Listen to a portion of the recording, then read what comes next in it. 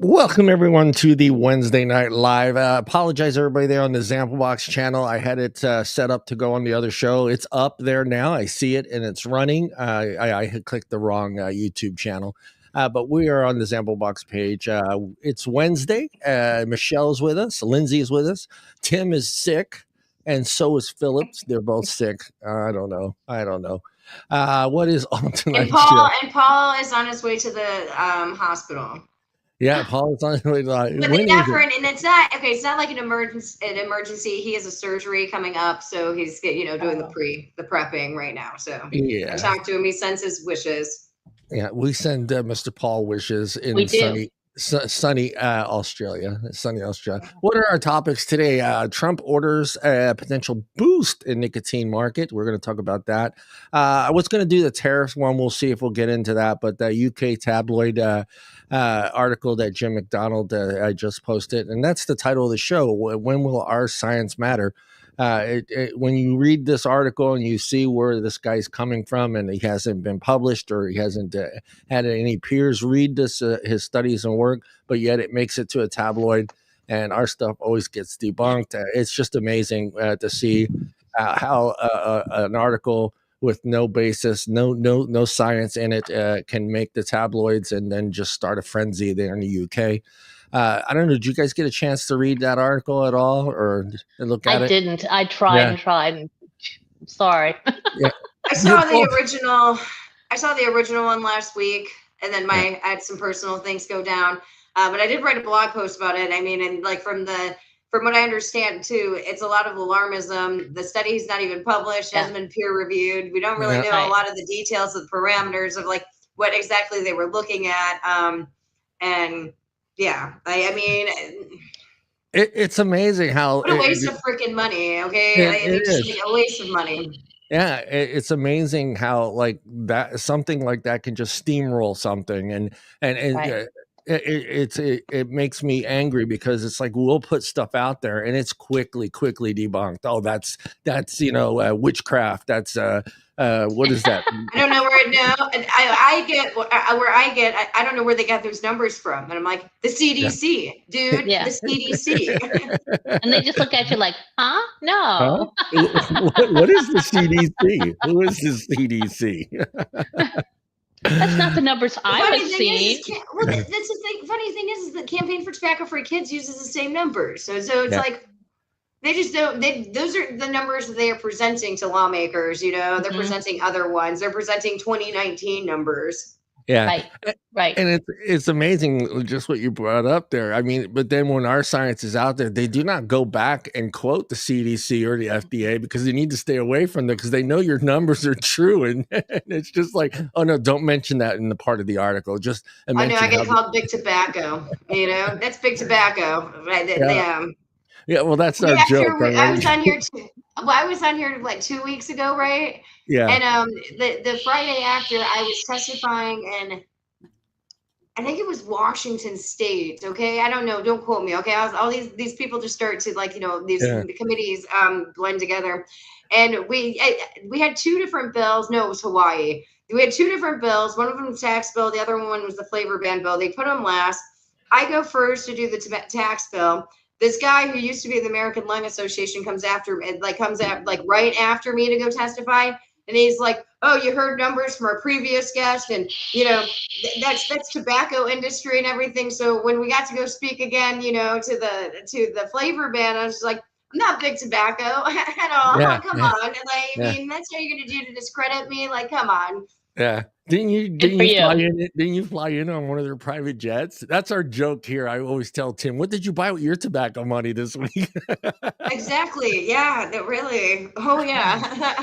I got my new joke now. It's like when someone says that, I say, yeah, I used all that money to buy eggs because, the eggs are just so expensive. So I used my tobacco money to buy eggs. To buy a hamburger. I went to McDonald's yesterday. Don't judge me, okay? I was hungry. And I bought just a basic burger and it was $2.50. Like, I know. Yeah. I know. It is a Big Mac Happy Meal here, medium fry, medium soda is $12.95. Yeah. Oh my gosh. Yeah, it's like $10 here if you get it all. Yeah. It's insane. We are going to ask because Tim's not here, so we can relax. We don't have to go into our super lavish lifestyle Tim has. His rock star. He's always doing something. He's touring the country. All this stuff. But Michelle, how is your week going? It's going good. Nothing really happened. Just been busy, But my friend's a little better. She got home from the hospital. Well, she's at her son's house, so that's good, That's what children are for. Yeah, she's healing up. So had a lot of other friends that I was able to visit with. So that's good. I had a good week. Yeah. Good. Yeah. Michelle, good to hear. Lindsay, how is Lindsay's week going? Look at her face. Well, there's some things I can't discuss. It's going okay. I've actually had a couple of things that are happening. Again, I can't go. I know, Lindsay, not being an open, like a billboard right now must be weird for our audience. Shut that book. Shut that book, Lindsay. Shut that book. Yeah, don't go too far. No, but there's a few things that are happening that are really exciting. And I finally cleaned my bathroom and being an adult, so can't complain. I know, Michelle, we're not going to disclose our location. Did the storms go through your area last night? They did, but they weren't that many. They weren't that bad. It didn't last long. So, last night I actually got 5 hours of sleep, which is the first time I've got it in a while. So I went right out. I didn't hear a thing. But from what I understand, they weren't bad. How about you? I went to bed at like 11. They were supposed to come in around like 12. And around 11:30, the wind just starts picking up, and I'm by myself in this house. So let's just say it's a little bit difficult, going to bed. But I woke up in the morning, especially when I was just laying in bed, you're expecting it. Oh, it's going to be destruction the next morning. Yeah. And it was fine, actually. Good. No, we didn't have any. And we had a tornado watch. But fun fact about Florida, guys that don't know about this one, Florida actually has the most touchdown tornadoes than any other state. A lot of it's related to the hurricanes, but yeah. We also have, I believe we still hold the record for the amount of lightning strikes, right? Okay, I believe that too. Yeah, especially with the hurricanes. Yeah, I mean those are big storms. Okay, those are huge storms. All right, you're talking multiple. 2 weeks. Welcome to Florida. Yeah, hurricanes, lightning strikes. Hurricanes, lightning strikes, alligator attacks, tornadoes. The Florida man. He's another reason. Cockroaches that are like this big, Yeah, and they fly. And they fly. Is that cockroach carrying the child off? Is that cockroach carrying the child off? Oh my goodness. If you're not a cat person, there are cats everywhere. Everywhere. So many restaurants and things up and down the beach, and everybody has a heart for a cat. So Michelle, you don't want to say the word cat and then immediately say restaurants, because those two things shouldn't go together. All of our restaurants have open areas, so and then they all are built up, so there's just wooden floors, and all that stuff that in the kitchen goes down. My mind immediately went to teriyaki cat on a stick. So, No. No. Oh, well, hello everyone out there in chat. I'll get to you guys. And I know there was a confusion by me on YouTube, but it's fixed. I'm sure everyone will float in here when they realize I think it sends out a message. If you're subscribed, that then their live show goes on the ZampleBox YouTube channel, supposedly send you a notification. So hopefully it did that. But my week has been great. We've had lots of rain. It's been cold. We had 2 days of 70, and then all of a sudden just right back to 50s and rain. But we don't have no tornadoes, no hurricanes, no lightning strikes, no alligators. No Florida man. No politicians that might have crossed you. Yeah, we have idiot clowns for politicians here, but and no fires. So it's been a good week. I had some fun with my grandkids on Sunday. Every time they come over, it's karaoke night here. I should have never bought that setup because now it's just they love it. Some things never change. That's awesome. That karaoke is still cool with the kids. Nowadays. Well, the craziest part of it is Bella is 5 and Elena's 7. I don't have to put the words up.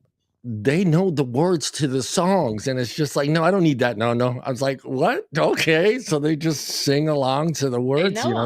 They know the words. And if I have to hear the APT song by whatever her name Rosie is and Bruno Mars and one more time, I'm gonna freaking go nuts because I had to research it because I was like, what the fuck's appetite mean? What the hell's appetit mean? I don't know. I slowly introducing him to funk and rock and music of my 80s or 70s, actually late 70s, early 80s and 90s. But they videotape them. Videotape them when you have something like Led Zeppelin on. Yeah. Stairway to Heaven. Yeah. But also don't show them the boring. Do not show them the boring parts. Okay. Show them Freebird, but start where it goes, and then we cannot change. Whoa. We used to put that song only gets good when that guitar goes. Okay. It's so boring. Well, we used to put my oldest to sleep with his favorite song to put him to sleep was Ocean by Led Zeppelin. So we would play that song to put him to sleep. And, he grew up being a rocker. I mean, his favorite all-time song. Where he got that from. Yeah, his favorite all-time song. And that was the first song he learned all the words to. Was Soundgarden, Black Hole Sun, and he would sing that in the back seat of the car, and it would just like my ex-wife would be like, "What the hell's he singing?" I go, "Black Hole Sun, man," and it was great. It was great. I had children, and they're no Tool. Yeah, they Tool too. Yeah, good one. And I had to work that weekend, but they were touring Soundgarden. I forget with who. And my best friend Bobby took him and my son, so he finally got to see him. I think he was like 12 or 13 or something around there by the time he got to see them. So it was a big highlight of his life, getting to see Soundgarden. Which I'm not going to say is a great band. They're okay. They're okay. They're this much better than Nickelback and Creed. I like them. Don't tell anybody, but I like Nickelback. I do too. The only good song that they had is that one, like, Look at this photograph. Oh God, no, Know Who You Are was probably their only good song, but don't judge me. I like Disturbed and Down with the Sickness. Down with the Sickness. Seven Dust is one of my music. Yeah, Seven Dust is one of my favorite bands. So okay, let's say hello to everybody. And again, I'm sorry about the confusion on YouTube, but I'm sure everyone, you can jump over there. We should be there. But Michael's out there. Lisa C. Peterson, clean up. Lisa Chilini. She just wrote that op-ed today, by the way. Giving her a shout out. Talking about big tobacco, and it's all about market share. So it's really good. I'm going to drop her op-ed in here, actually. Good. And Robert and Peggy at eSource Sig is out there. Hello, everyone. And again, I apologize for the YouTube mix-up. We'll start with the media horror, UK tabloid press, and hack research create an anti-vaping frenzy. Before we get into it, Lindsay, like you talked a little bit about when you publish your stuff out there and you run into that same issue where, we have to they have to discredit our stuff. We have to discredit your stuff. But your stuff is based on numbers and research done at legitimate places. The CDC, the FDA, information on smoking from cities. I mean, it got to frustrate you when your science is based on actual facts. Hey, well, last year it frustrated me. This year it's just more comical at this point. When they first started rebutting me, I was just like, the fuck is this? Now it's just like, okay, yeah, obviously I'm a threat. I've been doing the numbers for too long for them to really be able to discredit it. Again, another shout out to Lisa C. She's the one who kind of got me thrown into shit. If you guys see that, she's from Rhode Island. They had the flavor ban, one of the first states to go push a flavor ban, and she worked really well with one of these lawmakers that was pushing it. And I remember Julie Cashmeyer, our representative up there, and she came up to me, she's like, I love you. You give us the numbers and the state specific numbers, because a lot of the national think tanks would go in and regurgitate Public Health England, or they're just not giving data that needs to actually get in front of the lawmakers. But I mean, it's what really just pisses me off right now the most is this youth vaping and epidemic narrative that just will not freaking die, even though we have all the numbers. And then, could you imagine? I mean, if the CDC would have treated the 2024 NYTS numbers the same way that they treated vaping lung injuries. I don't like using that term. I mean, they should have been running around like, look, our policies work, but I mean, it's just never, but I don't know how to counter that. The only thing I can tell people to do is you guys just got to keep steadfast. I mean, it's a relay race, it's a relay, not a race. I know that we're going to end up winning it at some point. Something's going to have to give. You got a whole generation that's never going to smoke because they've been exposed to safer products. Exactly. Kind of cool, actually. That was one of the things we had to bring up in the Hawaii testimony. After I was just like, because I go, and now I'm just like, I've been doing the numbers for 5 years. Is how you just start it. When you go up to the testimony, it's like, who the hell are you? What the hell are you selling? But Hawaii actually was one of the states that you have more adults vaping, 18 plus that are vaping than smoking, 10.1% to 9%. So it's like almost like a third more, what are the numbers? I had them down. Okay, again, difficult couple weeks. But what do you think? Why do you think vaping is the way it is in Hawaii? When did they become so liberal? And that's kind of shocked me. I never felt like they were going to be the state that was going to push for vaping flavor regulations. They've been pushing for bans for a while now. But to me, I grew up thinking like Hawaii was just more laid back place where this wouldn't be an issue. They have cannabis, they have everything else going for them, and you figure they're a state. Well, I know a lot of Californians. So does Rhode Island, Island, California, Massachusetts, New York, New Jersey. I do believe every single one of them have legalized recreational cannabis. And they all have bans on flavored e-cigarettes. It just didn't make any sense because it's so the hypocrisy. Yeah, Hawaii is just so laid back. It's so laid back. You're turning businesses into criminals, like the vape registry bills, for example. I mean, and also with the PMTAs, when overnight you turn hardworking small American businesses into freaking criminals by just, these products are now illegal. Vape registry bills do the same thing, just at the state level. It's just ridiculous in this one. The vitriol against e-cigarettes still does not make any sense. I mean, they're keep pushing youth, and like the youth numbers they fall flat. So but we don't have enough data. We don't have enough. I will say we don't have enough consumer data. We don't have enough, and we also don't have enough people showing up. And little middle schoolers will go show up at these hearings. They'll go write their lawmakers and stuff, even though they don't even vape, and they'll be talking about anecdotes and everything. Oh, my friend is addicted to this or whatnot and everything. But they're still giving their time, and it's not really that hard to just drop a note. Hey, what you're seeing with the vape directory bills right now is a lot of these state guys are working really, really hard to kind of like showcase that this is a big tobacco bill. This is going to do nothing. This is going to shut down my business overnight, or penalize me and make me a freaking criminal. And all you're going to do is push everything to an underground market. Yeah. Right. If we had, perfect. If we had a system like, because I have one of my coworkers also works at a distributor. What do you call it? The place where you buy marijuana, dispensary. And she kind of, I've never been in one, so I kind of wanted to know the process, how it all goes. How does the customer come into the store? How does the customer get to pick out a product? How does the customer purchase that product? What information is needed to purchase that? So I went into the complete details of how everything is run in there. And this shop, the guy that owns this shop has, I think, 8 or 10 dispensaries throughout Northern California.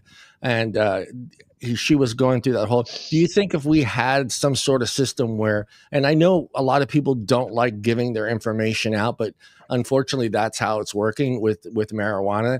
So you have to have the driver's license, you have to have that, it has to be scanned. So everybody knows what you're purchasing, how much you're purchasing a month. What would that help us at all if we had some sort of system set up like that, where the customer had to come in, show his ID just to get into the place, have an opportunity to purchase flavors, and then unfortunately have the government have data on that individual, knowing he bought 60 mils of, I'm going to always go mango. I'm always going to go mango. you don't think it would have...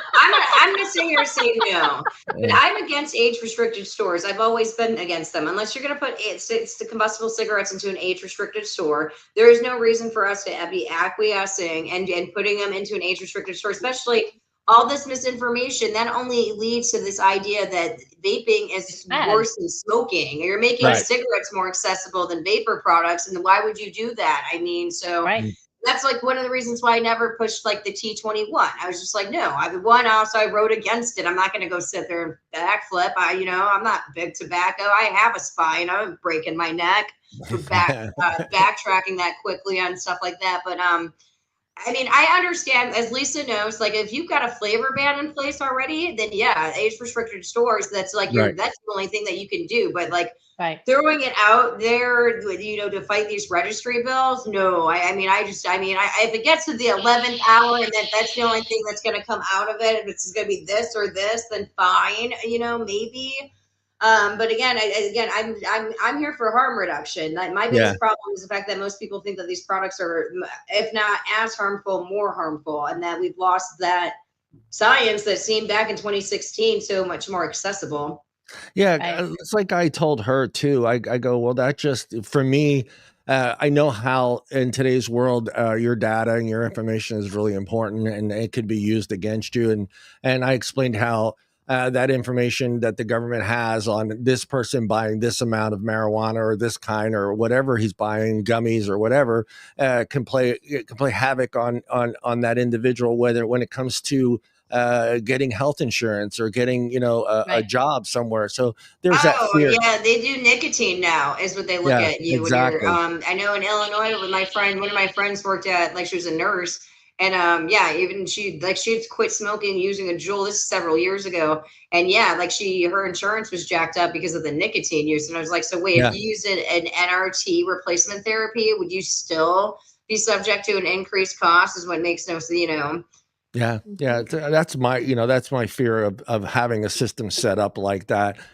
For me, it's just like, hey, look, you want to scan my driver's license just to make sure it's authentic, that's fine. But, saving my information of what I purchased that day and using that against me later when I need health insurance or I'm applying for a job or I'm whatever it may be. I don't like that, but it seems like that's what they want. It seems even like the FDA and the government wants some sort of information highway to say, hey, John Truncali bought 120 milligrams of mango. He bought 125 milligrams of mango ice. I'm always going to go mango, guys. I'm sorry. I don't think they care actually about the individuals at all. And I'm still, my only disappointment with all the trade associations is that there was never a really good tracking program put into place. Especially like getting the consumer data. So when you go to McDonald's, right? They have at the end of it, hey, do this survey or whatnot. And that's just them collecting data on you. They're not really collecting a lot of your personal, like your address or any of that stuff. They really are just collecting more of your demographics. And because they need to be able to sell to all of you in one, category. Yeah. But that was like, I help people do their PMTAs and I emphasize them. I was like, you need to keep doing these consumer surveys, especially these adult ones for your own products. And I'm still surprised too. I know that some people worked on, these, go give them to a vape. I know for a fact that this is what Juul did. Juul did, but every retailer selling a Juul product did get a scanner thing that was tracking a crap ton of stuff. And I'm pretty sure too that they were able, because if you're actually scanning a license, there's a lot of things you can get on there. Right. If you have the right program in there, I mean, you can, if you got repeat customers, they're going to be able to tag you based off of your license number, which is going to be a unique number. So they're going to be able to literally track your purchases over time, which I mean, this is really good data to go present to the FDA and everything, especially and if you get that too, okay, well, did they buy cigarettes? Because you're going to see all of their purchase that's going to come up on this one. And I mean, that's one of the things that we should have been doing back in 2016 was literally, really, especially the deeming 2014 when they started talking about doing the deeming regulations. And that was, where the hell, I think I was still in college and then actually, but a few years ago. Just a few, Hey, my 40th high school reunion is coming up, so I feel like because from what I understand, I don't know if this is for every state, Lisa, but I know in California, each dispensary has cameras, and those cameras are also accessible by a government agency at any point in time, so they can hack into. Lisa, the data that she's probably talking about, Lisa, they're probably not saving any actually identifiable data. I don't think I'm not that biggest. I've never done an actual major survey to know how much data you can collect and actually save on people. But I mean, we've been in numerous stores that have age verification, and then a lot of them are collecting that data. I mean, it's I can't blame them. We are in the data age and stuff. It's no longer actually having to do surveys of people. We can just go look at their buying patterns. Yeah, and to be honest, too, the funny part is it's a pretty much a cash-based industry. So it's either cash-based or, are you ready? PayPal. What is the other ones that they're using on their cell phones? Venmo. So it's a little bit I don't know. I feel that industry all in a whole here in California, when I start talking to people about it, and the one thing that I keep hearing, the increase in price, it's just when you have someone that was paying $40 for an eighth, before everything changed, now is paying anywhere upwards to $90 for an eighth. I could see the frustration and anger that it goes into. It's well, I can get it on the street for $35, but I got to come in here. I got to come in here and buy it from you guys for $85. So it's just I get it. Let me get this. An incomplete unpublished study by a British university. I'm trying to find his name. Matt. No, that was the reporter. What was the dude's name? Where is that guy? I don't know what his name is. Don't repeat his name. Come on, okay? The lawmakers don't even call me that. They call me that lady. All right. Or tobacco. Dr. Maxine Boyan. That's their name in Massachusetts Metropolitan. Yeah, he looks like he's freaking 12. Okay, I mean, doctor of what? And playing with Legos. Lindsay? What was the name of the TV show with the young doctor? Come on, Dr. Hoosier, Hoagie Bowser. Yeah, Doogie Howser. Doogie, that's it. Oh my goodness. Oh, I never watched that show, so about the doctor, there's like the 90s. What is with all the doctor shows? Okay, I mean, yeah. Dr. Oz, all of I them. don't watch them. Like going to the hospital. Yeah, I'm gonna get entertainment out of watching this at home. Yeah. No, I'm with you. I'm with you, Don. I'm sure somehow, some way, the insurance companies get that data. I know, because it seems like they have information on me. I had no clue. You know, it's just like, where'd you get that from? And it's like, oh, you know, I go to my doctor's place. Well, actually, if you guys are worried about all your data, I would recommend going through every single app on your phone and reading through every single fine print on it. There's a lot of data that you were just giving away by having the Facebook app and everything. Your location settings. You need to change your location settings. I mean, well, I have Snapchat myself, and I like the location thing on there because I can go on the map and go see all the photos. But I know damn well I know there's a quid pro quo relationship on I mean, I'm using this app for free, so there's nothing's for free, guys. I usually keep mine turned off unless I want to use it, and then I'll go in and turn it back on. Yeah, that's how most of my apps are set. That's how most of my apps are set. The location setting only goes on when I use the app itself. Right, right. When I got on this StreamYard app right now for this, I was just like, oh yeah, you can access my you can only access it during this time right now. Anytime. I'm not going through this agreement to sit here and see what does any time mean on this one. Like, can you just start accessing it at some point? Because you know that they can. I mean, I'm not too worried about companies doing it because I already know the government is watching all of this. All right? They're watching all. They're watching all of it. Well, you go back to the early '90s of the internet, and everyone starting to purchase their software and all this other stuff. How many times did you just go click next? You didn't read that shit. You didn't read any of it. You just kept hitting next until the software was loaded. And then all of a sudden you had 6 other apps other than the app that you already bought running in the background. And you're like, I didn't purchase this. I didn't get that. So what the hell did I just sign up for?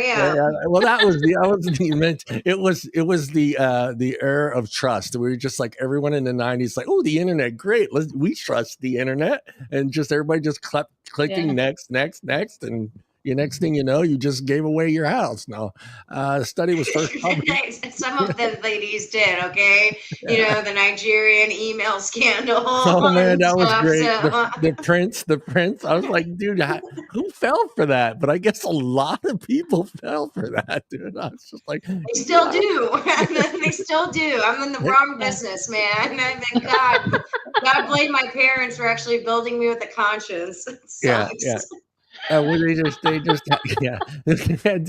had was he a teenager? I think he was a teenager somewhere out here in LA, and he created an LLC and a business, and he set up a scam to where he was writing a bogus check to the county or the state on his taxes, and then he would overpay. And then they would refund him the cash back, and he kept doing this over. He kept creating LLCs. Check with no money in the bank account, the check didn't bounce. Oh my God! And he ended up, before they busted him, over $2 million of money back. You know, because he was creating an LLC, pretending that he overpaid on his taxes. They would send him the refund back, and then he would shut that LLC down, go to a next one, create that one, pretend like he overpaid again on his taxes, and they would send him money back. And 2 point something. He was like 14, 15 years old. They came and took his computer. The mom was freaking out. Like, I didn't know he was doing this. I had no clue he was doing this. You didn't notice your son had a Corvette out in the driveway. You didn't notice. the Thonos lady and the Martin Truncali guy or whatever. I mean, these are millennials and stuff. And I'm like, way to go, millennials. I mean, you're gonna wait to be like an old man and go screw the freaking system. You're just gonna do it immediately. Like, you know, kudos to you. You got caught, unfortunately. You went to prison, so obviously you weren't that good. Something tells me those old men lasted a little bit longer in their scams, but they also had more money to pay off better lawyers to avoid prison time. But the study was first published in February 23rd by reporter Matt Roper in the English tabloid, right there, English tabloid, the Daily Mirror. Right there, that's the equivalent of what to our magazines here in the United States would be the Inquirer. Wouldn't be a high class one. That New York one that's just as bad. That just reports on the stupidest news or whatever. The Post. Fun fact, I went to high school with a kid who in 2012 made the International Idiot News. Oh, Jesus. He stole a car from an Arby's and then got caught like literally down the road at a McDonald's in the drive-thru. Oh my God. 5 minutes later. He's currently in prison now though too for a whole different thing that happened in, several years later. But hey, drugs. I had a friend of mine who after high school he ripped off his drug dealer, took that money, went to the Mazda dealership because he wanted that little convertible, the Mazda Miata. And he went over to pay cash for the Miata. Of course, they called the IRS. The police showed up. And it was like, you're an idiot. You don't go pay. You don't go, here's $20,000 in cash. I'm going to buy this Mazda. I got my Mazda Miata. So that's what makes me fun. I realize that people in the UK understand what the Daily Mirror is to them, but again, that's the group of people coming out of the UK. Have you not noticed this recently too? I warned Martin Cullip about this probably about 2 years ago because vaping went down in the States. You've seen like over the past year and a half, you've seen this major campaign against vapes in the UK. Right. Especially because that was the beacon of e-cigarettes being a harm reduction tool. I don't know if it was last year or the year before. I want to say it might have been the year before, but it could have been last year. We wrote comments on one of their proposed bills, and it was kind of amazing because vaping went up among kids in the UK, in recent years slightly, but it was like in 2015 to 2016 they saw like a 10 times a greater increase in kids vaping than what they did the year that all this vitriol comes out against it. But just follow the money. I mean, it's all for groups, and especially there's not so much. Okay, think if you were Bloomberg in 2019 and you decided, how much money did he drop in 2019? $600 million. $600 million. Over $500 million on it. And nothing really changed. He dropped that money in after all the states that have existing flavor bans already removing and putting those into place. So what a waste of freaking money at this point, and nothing's gotten really done. I mean, COVID really messed everything up, but then, look, the youth vaping numbers come down even while they were isolated. So, and you're seeing it too. You're seeing some pushback in New Zealand, as far as in this Bloomberg funding. So, I took that whole article with a grain of salt because I know it's really helps. It's a PR thing. And when if the study even does come out, is going to be interesting. Yeah, for me, that's the thing. I'm picturing the people that buy that magazine, and it's usually that person that's standing at the checkout aisle where you have the magazines. They read that article, they grab it, because they don't know anything about vaping. But now they've gotten a little bit of information on vaping, and unfortunately, it's bullshit information, and they're going to take and run with that. And that's what this article goes into, because after the Daily Mirror story was published, the floodgates opened. And dozens of news outlets in the UK and other countries ran their own stories about Boyle's research, most of the same lack of skepticism. The Daily, I got it out there. The Daily Mirror employed. So, I mean, they opened it. That's what I'm saying. It's just like, We don't get that information. We could put this great story out there with all the science behind it, and it will be considered witchcraft. It will be bullshit science, bad medicine. But yet here's this article that by a doctor that has no peer reviews. It hasn't been researched by anything. Of course, he didn't follow the standards that is supposed to be used. From what I understand in the article, one of the doctors from the UK explains the theory, how they go about their research, how knowing each individual, why they picked that individual. Was he a smoker? Was he a non-smoker? How long did he smoke? How long did he, all that information wasn't used to come up with this theory that this guy has, but yet all the publications in the UK just ran with this story, and it just it's, for us, it's just like, why can't we have that? Why can't we just have? Well, I can tell you. Yeah, go. Okay. Can I get a little bit pissy? Can I get a little bit pissy? Sure. No. First of all, I think there's way too much money being spent on studies and surveys or whatnot. I've also had a prominent researcher pretty much steal my data. I did a thing on THR 101 in 2020. This person did something 2 years later. Everybody ran with their publication, but I sat there listening and hearing my bullet points being used, but being attributed to this other person. And that pisses me off. So the studies, but I don't pay attention to a lot of the studies anymore myself. Yeah. I've been looking at population data. So, yeah. I mean, you can do all the studies in the fucking world that you want to actually go do. I have the data showing that, in Utah or in Rhode Island, it's less than 3% of 18 to 24-year-olds who are smoking. There's about 15 to 20% of who are vaping. Okay. And you can watch those numbers just go, intersect. So that's what I mean. There's survey after survey after survey after survey. Half the time people don't read it. They'll read just the abstract. They don't really go through anything. I have yet to see a landmark survey that actually changes anything besides I would say the only one that actually changed anything in the whole history of tobacco would be the 1963 Surgeon General's report. Yeah. It would be, and that came from the 1958 report from the Royal College of Physicians or whatever. Yeah. So that we pretty much copied and pasted. Because we'll go figure, but it's amazing how we got different findings on e-cigarettes, but we didn't have different findings on cigarettes, 60 years ago. I guess our technology is just a lot better.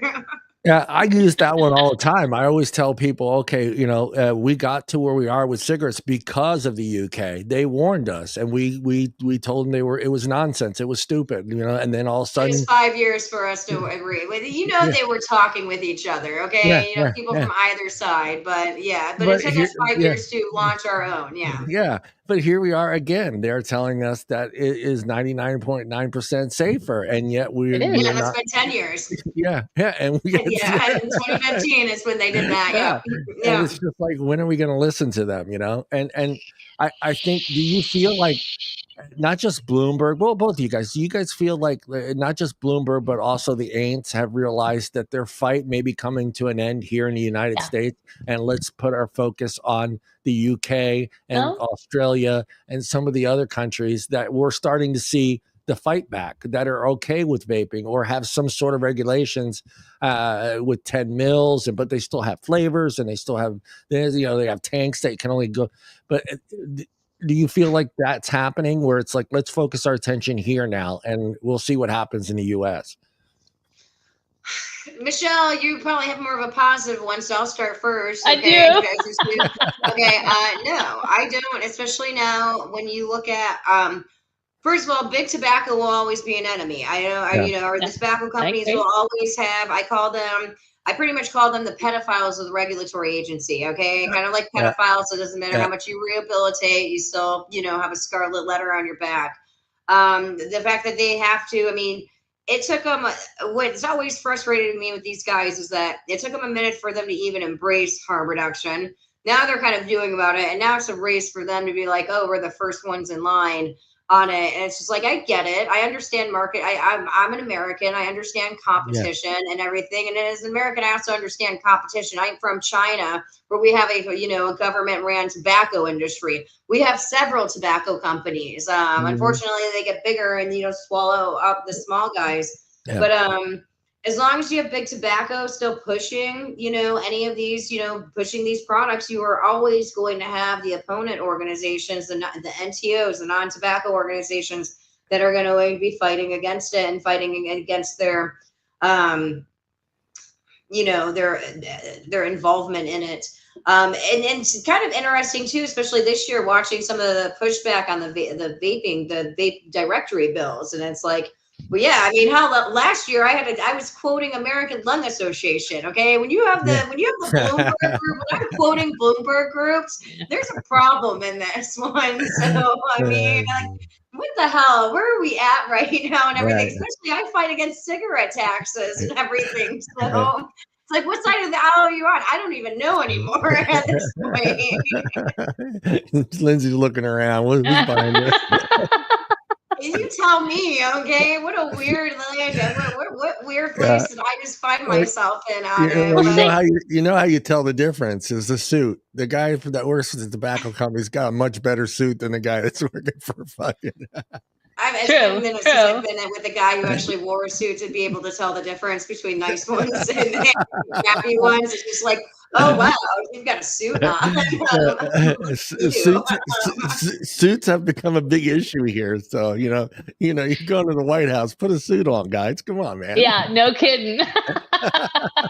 Well, see, from my opinion, though, I look at it from more of you look at it from political people. And I get it, that's who you deal with. But I look at the public more and the doctors more and, those type of people. And I see a lot of doctors are now starting to see the light. And I see parents and I see, people like that, younger people, college people, all those are all starting to understand and get where we're coming from. It's safer, So, while you see it from the political point and that kind of a background, I see it from a health point more than maybe you do on a daily basis. So yes, for me, I do think that they are starting to get I still see it that way. Actually, that the thing in Hawaii, that there's more adults smoking than vaping. That's awesome. I still have that somewhat sense of optimism. Okay. And the lack of, especially like 18 to 24-year-olds. I mean, here's a smoke-free generation, and that's the public health standpoint. That is awesome. And I don't know about the doctors yet. I know survey after survey comes out, but then you have to consider who's paying for these surveys too. Exactly. That's another thing with all the studies. You have to who's paying at the end of the day. Who's actually trying to push it out? Yeah. For the record, since this is a public broadcast, I started the 50-state analysis by myself when I was at the Heartland Institute. Nobody told me to do it. And then that was all started with the vaping lung injuries, because I had all of the data going through all the state health departments. I was like, wow, you're sitting on a bunch of data. Let's just go do an analysis with this. Well, during 2020, when I was laid off, I stumbled upon the Behavioral Risk Factor Surveillance System Survey and all of this data, and I started collecting all of that. And so when I went to TPA, I was just like, I have this idea for a project. Just give me some credit. And once I actually put it all together, everyone's like, oh, wow, this is really awesome. And I was like, yes, it's all mine, baby. Okay. Nobody told me what to sit here and say. Nobody told me what to write. And nobody actually did any of the data with me. So, some editing helped definitely, but that's about it. Yeah, levels. I think that's changing. I think that's going to change with RFK. I think we're going to start focusing more on dyes and pesticides and active and all that stuff. I got asked about RFK too today earlier by somebody, and my comment to him was like his Senate hearing is tomorrow. The confirmation hearing is. So, I mean, and he'll probably get confirmed. They're I don't think anybody would be, it would be probably more surprising if he doesn't actually make it through that. But, I mean, I don't know what to expect from him, because especially the way the administration's been going, but there's so much other stuff going on than just tobacco. And also, guys, you have to realize that, like, people who smoke are in a minority. Okay, right. I mean, we are like, I mean, there's probably more Hispanic people in the country than people who smoke. Actually, if you're gonna like, let me check my numbers actually at some point, and I'll get back to everybody on that one. But it's only about 11 to 13% of adults who actually smoke cigarettes. Yeah. It's like 33 million or something still smoke. Is that right? It's still about, it's a little, like if I do the numbers with the Burfus stuff, I guess it comes to a little bit over 30 million or something. Okay. Okay, so it's still dropping. That's great, though. It's continuously dropping. A couple of states, you'll see a little bit slight increases but you can't really, when you're looking at data like that, you have to go with the long-term trend, you know? It's not 1 year. I mean, anybody who's owned a business too, you can't do like just 1 year of sales, you know? You got to do. Ooh, having a great year. Yeah. I mean, so. Let's buy stuff. That's what most companies do. Oh, we're having a great year. Let's buy stuff. Yeah. It's just like Lindsay.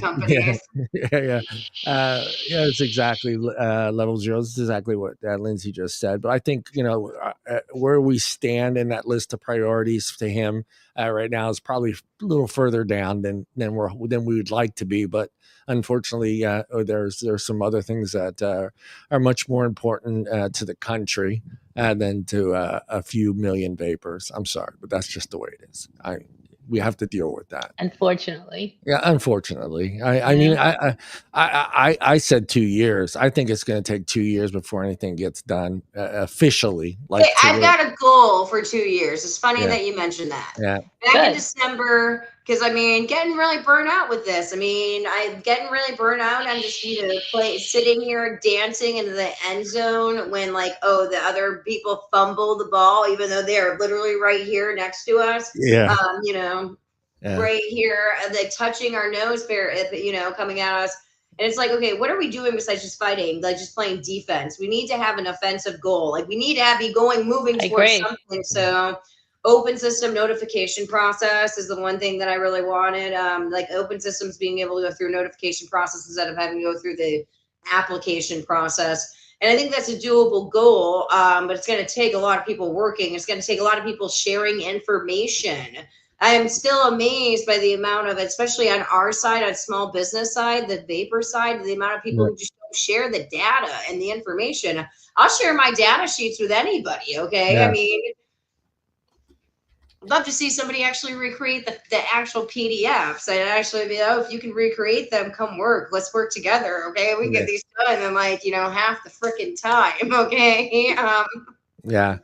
Who's Steve? The State Department of Government Efficiency, DOGE, this week claimed it has canceled 30 leases for U.S. Food and Drug Administration. So I'm not sure facilities. Those are facilities. So I don't know if they fired anybody, but they usually move those people around. They just close facilities down. So it could be the Center for Tobacco Products at the FDA is the newest center there. Yeah.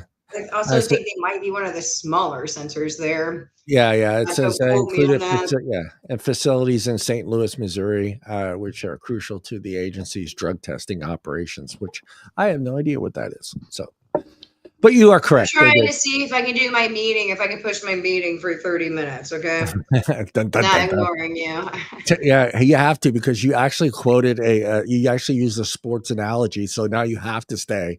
Because I freaking hate football. I hate American football. Okay, me and my ex-husband used to get into fights about this. So when I started last year using football analogies, like, I mean, I would love to. I don't even care if we get a field goal. I'd be okay with getting a field goal. We don't even have to get a freaking touchdown. Okay. At this point, I'd be okay if we could just cross over that middle part of the field or whatever. And restart the game or restart the downs over. I'm not the biggest American football fan, so I know I sound like a moron right now. But, the vaping industry is the team that is playing the Chiefs because we keep getting flagged. So that's where the vaping industry. Philly, though. That was such a terrible game too, man. Like, it's like, what the hell happened to you guys? Yeah. That's what the vaping industry is. Michigan, though. So, like, and the referees I'll pay attention. Yeah, and the referees work for the tobacco industry and the FDA. So That's when we get red flag.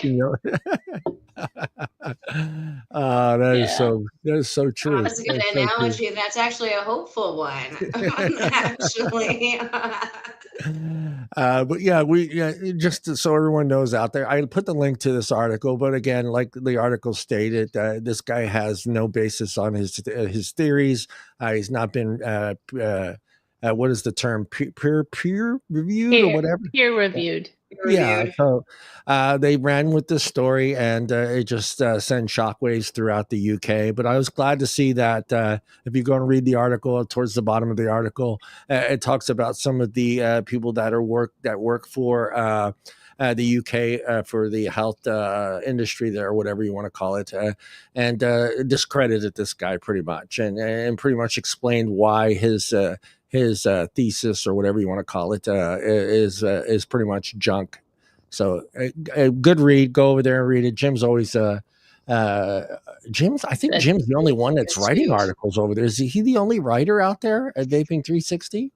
Because I think every article. I'm getting a refill though. I'll be right back. Yeah. Okay, so I can still hear you guys. So yeah. Okay. Yeah. Where's not? I know it's not Allison, but there's another Allie out there. Isn't she for 360? Maybe. I'd be wrong. Maybe she's another one. It seems like every article that's written there is written by Jim, pretty much, unless it's a hardware review. Then it's another person. I can't remember his name. But it's a good read, and like I said, it's. I'm glad that it took the time to discredit this guy. Does it help? I don't know. I know if it's going to help them addressing that his science is pretty much bullshit and junk, and hopefully it has some effect out there, because I like every. Well, it's always been bunk. It's always been bunk. Yeah, I mean, formaldehyde. They overheated the liquids. That was in 2015. It's been 10 years of just bullshit science. I mean,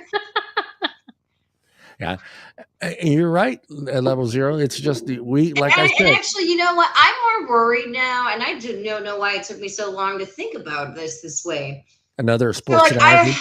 One of the things that I wish that I would have actually, like, the biggest regret in my life is that, middle school, I didn't pay more attention to math and science, all right? Because y'all wouldn't freaking know me. I'd be like on a ship, doing engineering stuff and really using my brain. But when you this has been the weirdest industry to be in, because it's just like the science, we disregard the science. Actually we ignore it. And also, when I grew up with the scientific method, that you were always trying to disprove your hypothesis, prove ways that it would be wrong, and then that's how you came to your the conclusion, or the fifth part of the scientific method. And now you're looking at all the science, especially the opponent science that comes out, that they're just looking for ways to prove their hypothesis right. And then you got all these dumbass kids that are coming up at a hearing singing that they're doing something right, where they're completely disregarding the science themselves. Great. Oh my God, that's great. We're gonna have morons, running nuclear powered submarines. That's exactly what they want. Actually, those are military guys, but they'll be using nicotine anyways to get through boot camp. But hey, my son scored very high. That's why he has the job he has in the Navy. Yeah, your son is power school. Yeah, so we were talking about that last week. Yeah, basically after he finished his testing, they said pick a job. They told him anywhere you want to go, you can just pick it. And he said, "Look, I don't want to mop. I don't want to hold a mop. I don't want to push a broom around. I'm here to learn." So, and he took submarines. He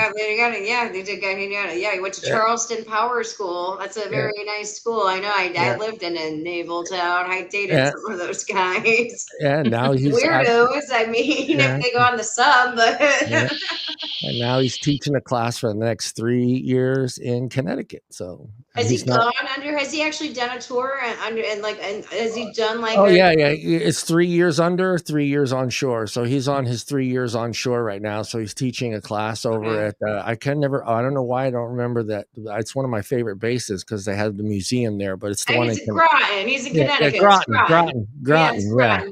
I love that place. No, the guy I was dating in 2009, he was on the USS New Mexico, the submarine there. And yeah, he got, shipped out the grind. And we were in Virginia at that time. And I was just like, no, I'm not going to Rotten Groton. There's no way in hell. Like, I like the area. I like well, for me, I like the museum part of it because they do have that museum tour. Well, it's a coast town too. Yeah. It's beautiful area. The halfway between like New England coast town and halfway between beach town. Yeah. And a very conservative town too, very conservative town. But it's a beautiful it's a beautiful little town, and I love the museum. I like being able to see the history of submarines, from the Italian subs to the Japanese subs. They just have all that. So if you're ever out in that area, you want a great little adventure and seeing some subs, go out there. It's pretty cool, and you get to go into the big one. I forget which one's out there that just sits on the dock. I think it's the FDR. It might be, but it's older, like 1950s sub that you can go in and tour the whole thing. And they got like a mannequin standing there pretending like they're cooking. It's pretty cool. Hey, we just had the SS Constant or SS United States. It was like going by. So there, like where I live at, like I live in Okaloosa County, and that's as much as you guys are gonna go freaking get from me on this one, all right? Like, but it's near Fort Walton Beach, Destin, and stuff. They just moved this ship just came through a couple days ago or whatnot. They're putting it over in Mobile, Alabama, to like kind of decommission it or whatnot, but they're going to end up sinking it off of the shore of Destin and make it an artificial reef. And then I was looking at the maps, actually, there's so many reefs out there that they have. There's already like, I don't have any scuba certification to like go do that. And also I don't even like open water being on top of a boat. I could not even imagine like going, to 10 meters under and being like, oh yeah, in the middle of the water. This is great. So I mean, there's a reason why there's virtual reality. I can, I'll go to the Sphere in Vegas to go and experience that. I can see Lindy try. Yeah, go ahead, Michelle. Oh, I like to scuba dive, but not with tanks and 50 feet. No. I can see Lindsay. I can see Lindsay underwater. Look, fish. Look, fish. Look, shark. Oh my God, what is that? Yeah. That's a shark. Sharks and no, I wouldn't even say it's agoraphobia for me. Like it's just the thing with the water. Like I can go out into a field and be fine, wide open space and everything. Yeah. But it's like I've never liked being on a boat and then looking around and seeing no land. No. My older brother and my little brother both are certified scuba divers. I didn't want to go. I couldn't do it. And they talked about I think it was the last day you have to do a night dive. And so you have to learn you have to learn, your what's up and what's down. It's ultimately the most important thing, because a lot of divers do end up panicking and going down instead of coming up, and teaching you how to pay attention to the bubbles and making sure you follow the bubbles. Don't freak out and start going deeper and deeper and deeper. Next thing you know. Let's do the Trump orders have potential to boost nicotine market. Lindsay, you want to touch on it a little bit, because this is confusing to me. So maybe do you know? It's confusing to me, anyways. I know that there's a halt on the menthol ban, the cigar, the menthol ban, the cigar ban, and so flavors and cigars or whatever, and then the nicotine limits. To be honest, those those things have been going on for like the past 5 freaking years. Yeah. They've been doing a lot of meetings, but a lot of public comments on it. And Biden didn't seem really to, poised to actually even push for the menthol ban up until the last couple of weeks of his administration. Right. Yeah. Try again. Again, I was talking to people earlier about this. Well, let me read this. Changing the nicotine market. I mean, I don't know. I mean, you've got. Yeah. So many people not smoking, and the order, it says the order all represents Trump's commitment to fulfillment and his promise of saving flavored vaping products. For example, they put a hold on previous administration plans to ban, like you said, menthol flavors. The order none of those orders touch anything on vaping products. That's what made it so don't confusing. touch anything on the PMTA process that is required by vaping products. So that's what confused me about the whole thing. I was like, when I was reading the article, I'm like, where's vaping? Other than the title, I was like, where is it in his actual what he's doing? The order could also alter proposed tobacco product manufactured practices, the TPMPS, and the FDA's proposal rule on lowering the nicotine levels in combustible products. So. I mean, like you said, exactly. You read this article, and other than the title, the word vaping is never used anywhere else. So I'm trying to figure out how this is benefiting us, or is this actually benefiting big tobacco and the nicotine industry in a whole? Because it seems like from this article, it states that there was a big push, and let's agree, it's stocks is everything. So if you get something like this, is going to increase your stocks. It makes them look like they're. You have a commitment to your shareholders as a corporation. Exactly. So at the end of the day, that's really what matters. So.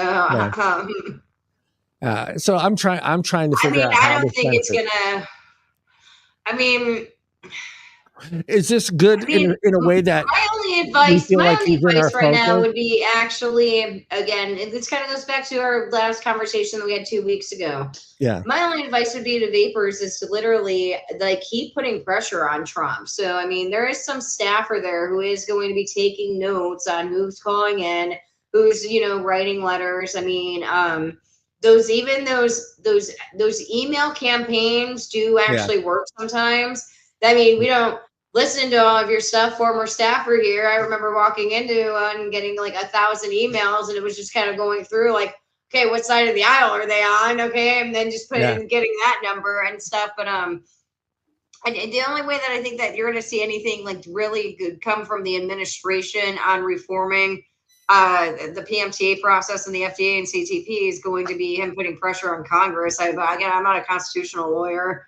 I'm not putting a lot of bank into him on and he could enforce the FDA. And maybe, again, don't quote me on this, again, not a regulatory expert, like lawyer person on this one. You could put some pressure on enforcement discretion. Yeah. I'd like to see an executive order. Throw another executive order out there, man. Come on, fuck it. Well, there's only so much you can do on executive orders. The PMTA is from the Tobacco Control Act, and that's from Congress. So, we have this thing called checks and balances, I know it's crazy. You wouldn't think that we'd have it, but no, we still do have it. Okay. That's how you get people suing and shit. Yeah. So, I mean, when it meets their agenda, they seem to. Right. Yeah. Right. I'm glad. The only thing I get from this article is, okay, we are in his radar. So it's in the back of his mind. Yes, he made a promise. Yes, he's going to look into this, but when he does, that's up to him. Where does it fall in his priority list? It's probably not. You have to realize you got multiple groups coming at him all at once right now. So you have, that's true. You have the vapor groups. I won't name the specific one that, really got in front of the radar. You've got the big tobacco companies. Again, I'm not going to name the one that got really in front of the radar. Yeah. And then you've got the Campaign for Tobacco-Free Kids groups and, the like. So it's not, I don't want to talk crap about him. I mean, the guy's not a smoker, or he's not a person who's smoked. Not a smoker or drinker. And I'll give him credit that, back in 2019 when he did do that roundtable. Yeah. Unfortunately, I don't think he walked away from that roundtable knowing anything more about vaping than what he knew before it. Which, he sat there and said it, before that roundtable, a lot of people think vaping is better for you, and it's not. That is straight from his mouth and everything. And I don't even think he actually has the talking, like the 95% safer talking point. Okay. That he could actually just go talk that one out. Which is fine. We can educate him. It's nice that he's willing to go to the table, and he also offers a table. Yeah, I mean, that was for me. That was a big step for us, and it put us out there for the rest of the country to see what was going on, exactly what was going on. And then it gave us a flavored, and it was so effective that it banned flavored vape pods. Yeah, I know. And now we've got a whole mess with the disposable. Sorry, I'm not the biggest fan of that roundtable meeting. Okay, I thought it developed into a freaking shit show. Yeah. Okay, and nothing really got done besides, oh wait, there was less adult access. There was less adults being able to access their products. Yeah. Yeah. Sorry. No, I think there were some people that were that shouldn't have been invited to that table, and that's one of my beefs. There's also some people that were conspicuously missing. Yeah, exactly. And I'm not talking about myself. Okay, I was not as cool back then as I am now. No, I mean, I would have loved to see you sitting there. The consumer groups were missing. Yeah. You do not want to see me across the table from America. Hell yeah. Okay? Hell yeah. Lindsay be like, let me fix your hair, Trump. But listen up. Listen up. I got some numbers for you. Sit down. Oh, you are sitting down. Okay. No, and I don't know. Do you think that's possible? Something that's going to happen? What Robert wrote there. Do you think that vaping will someday be separated from tobacco? Is that Is that one of our goals? Do you think is important for us to move forward? Yes. Is be separated from? Well, okay. The only way that's going to happen from the okay, so public opinion or like regulatory. Give us your down to earth. I mean, okay. Down to earth regulatory stuff. I mean, I would want to be still associated with the tobacco. I mean, it's way easier to get one of those products through the freaking approval process than it is to get a vapor product through it. I mean, so I don't know. And I've never really had a problem. Like, I mean, I always do to kind of distinguish them. Tobacco and vapor products when I'm writing an op-ed is what I call them and stuff, but under the FDA, they are tobacco products. They got the 2011 court ruling with SATERA versus FDA. The judge ruled that they could regulate them as tobacco products. In 2016 deeming regulations deemed them as tobacco products. I'm not too upset with the language of tobacco products, to tell you the truth. I really don't. I actually, because I would like to actually start separating them from tobacco and tobacco harm reduction products, and actually bring back the THR. I watched several years ago a campaign started by some major companies that they were dropping the T from tobacco harm reduction, so it was just harm reduction. And I mean, I get it. I understand how that can help, confusing the public can help with that one. When you start putting it just harm reduction, now you're looking at opioid harm reduction. You're looking at just the whole thing into harm reduction. But I still believe in tobacco harm reduction. And I still think that adults have access to whatever tobacco products they want. They want to smoke a freaking cigarette, go smoke a cigarette. You want to go smoke I still miss the days where you could smoke in restaurants, all right? So late night in the 80s at Denny's. Hey, we're in Florida. There are places you can still smoke at. Unfortunately, I haven't seen any of them with food yet down here. Like actual kitchens. Yeah. We have a lot. In the kitchen. Okay. Yeah. Now in Virginia, and this is before I got involved with this, like the year before I got involved with all of this, Virginia changed. They did their smoke-free law, and they and the night before, I guess apparently all these guys went and like smoked cigars in this like fancy place in Richmond, at the capital of Virginia. But what they did was with the smoke-free law, is if you're a restaurant or whatever, a place that would have a smoking section, with a restaurant. You had a smoking section, a non-smoking section. They had to be separated and enclosed with each other. And then you had to have ventilation. So then they all had to have separate ventilation, and also with your kitchen too. So it was your smoking section, non-smoking section, and your kitchen all had to have their own separate ventilation. So like restaurants had to refit their establishments. This one place called Papa's Pub. It's a down home, like mom and pop restaurant, like, they're serving all, like Friday night, Saturday night, prime rib nights or whatnot. So most of the restaurants took like a closet and turned it into a smoking section. Not Papa's. Papa's took the closet and turned it into this non-smoking section. Good, good.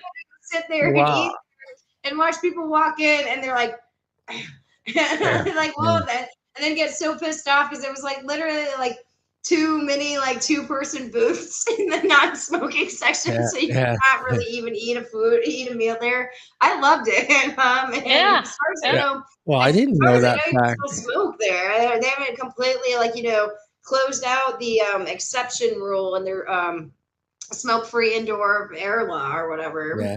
Well, I had no idea you could still do that in Indiana. Yeah. They shut everything down here. I mean, I live in California, people. So. The Midwest, poor guy. The Midwest, you'd be surprised at all the places you could still smoke in the Midwest. Yeah. No. Yeah. I believe in Indiana. Yeah, especially some of those small ass towns. I mean, dude, who's a serial killer who came from Gary, Indiana? Yeah, he did. There's quite a few that came from.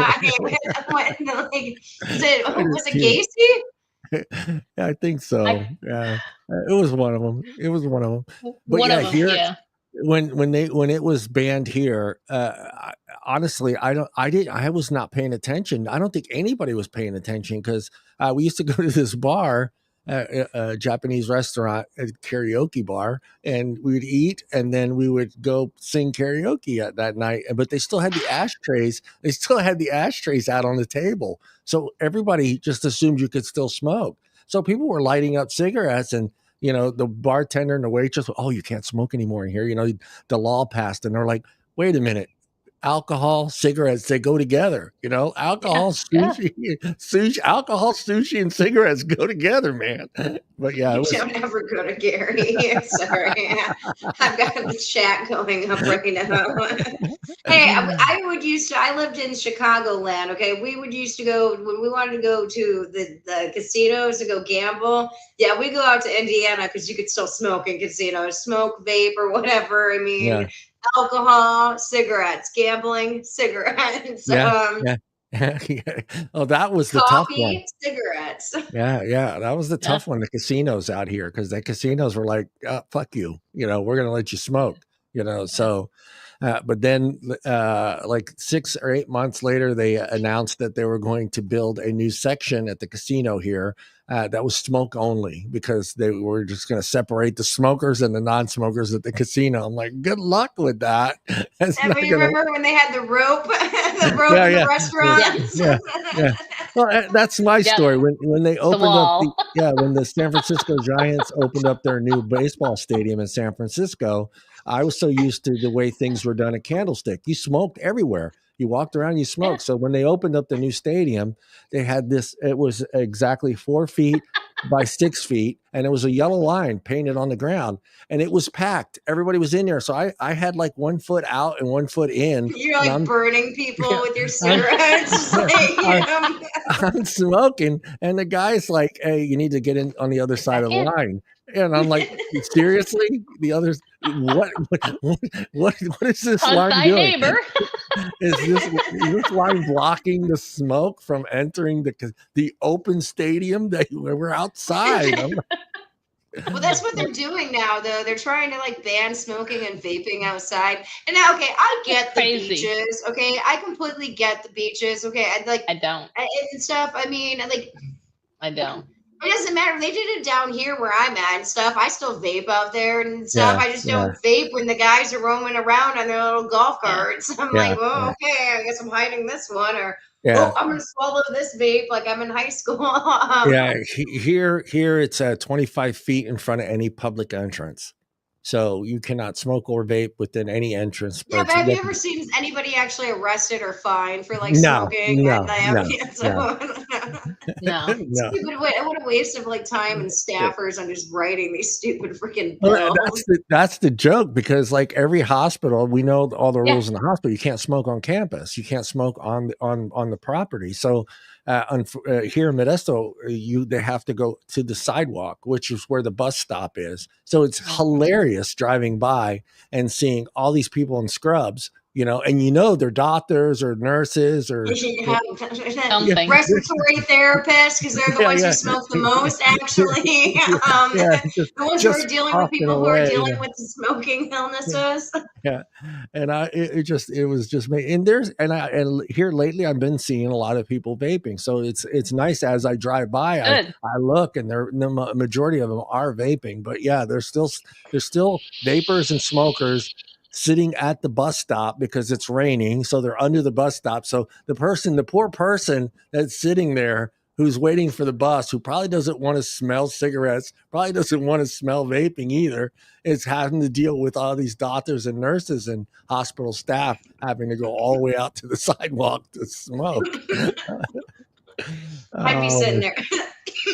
Yeah. But you know, when you guys are all farmers, people who smoke, like, did people smoking around you bother you? Not anymore. It did in the beginning. The first like 6 months, I couldn't take the smell. And it wasn't that I was like, the first 6 months, I was just like, blow your smoke on me. I missed it. Yeah. I don't want it. I just want to smell it. I don't want to smell your butt. Blow it. Yeah, blow it on me. Give me that secondhand smoke now. Yeah. I miss my jacket smelling like a pack of Camels. Blow some more. I know. Okay, I did not miss that. Okay, I did not miss that. But I got a car. I bought like a new car to me about like 2 months after I quit smoking, like officially, and then first car I never smoked in, and I won't ever smoke in a car again. Maybe a rental car or something. Yeah. But, don't let them know that. I have smoked in rental cars. I've smoked in rental cars. I've smoked in hotel rooms, and I've never been fined. Knock on some wood here. I don't smoke anymore. Like, well, I'll smoke somebody else's cigarette at a bar once in a while. But the only time that I got busted was in Virginia, and I picked up some THC that was like really potent from from DC. And all we did was we rolled some stuff, and like the guy comes in and he's like, "It smells like crack," and I was like, No, it doesn't.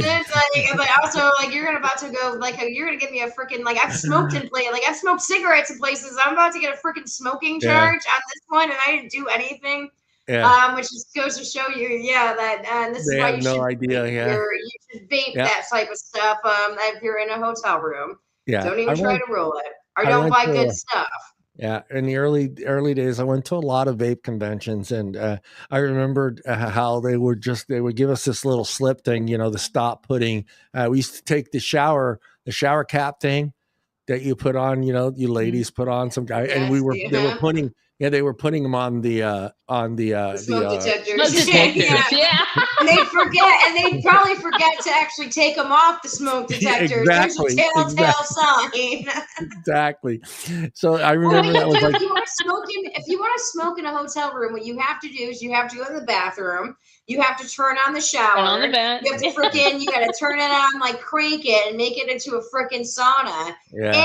You do not do that the night before you check out. Yeah, you don't do that. And I had a friend though, dude. She just walked around her hotel room smoking a cigarette. You're a moron. And that one, there's a lot of fabric in there that's not used to getting that smell on it. Yeah, my buddy was in the hospital for 4 days, and this is when they banned smoking, and they banned the fact I remember the days where they used to let the patients get on wheelchairs and go out to smoking areas at the hospital. So they would have their oxygen tanks and all this other stuff connected to them while they were going down to go have cigarettes.